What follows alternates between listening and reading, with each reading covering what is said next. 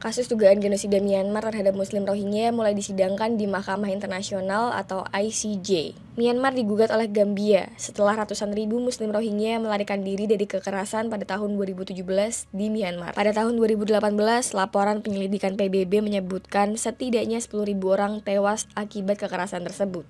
The body of evidence presented by the Gambia on this application, fully underpinned, as it is, by the careful, thorough investigations of the UNFFM and the many eyewitness accounts that were collected by that body is compelling and persuasive.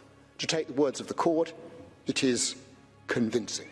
Sejumlah warga dari komunitas Rohingya ikut hadir di Den Haag untuk mengikuti jalannya persidangan. আর ভাই মারি ফেলাই গুলি মারি ফেলাই আর গদ দর ফুরা দি ফেলাই আর গুড়া ঢাকা বাজারে মানুষ গুড়া বাইশ কলনে মালা দিয়ে তারপরে বড় বড় মানুষ আছে দিনের জরগা দি ফেলাই মেয়েটির সরকারের মানুষে আর গরু যত বাইর গরু দিয়ে আর নেলি যত হাজার আর বিশ্ব কষ্ট হয়.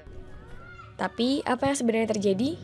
Myanmar mengklaim bahwa militer hanya menindak pemberontak Rohingya setelah serangkaian serangan menewaskan belasan aparat keamanan. Aksi balasan militer itu disebut sebagai operasi pembersihan.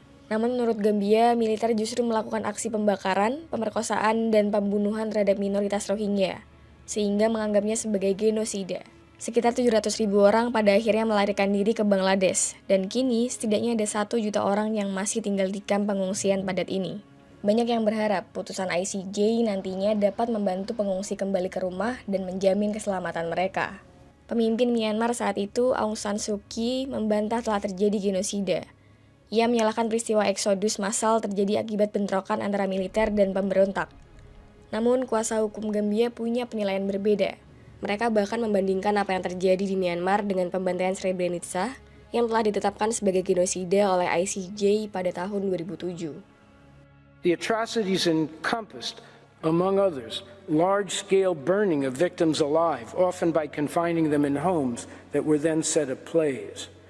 Mutilation with knives, soaking victims in petrol and setting them on fire, and the stabbing, cutting, or fatal beating of infants and young children in the presence of their parents. As regards boys and men, their Srebrenica-style separation and execution was a common feature.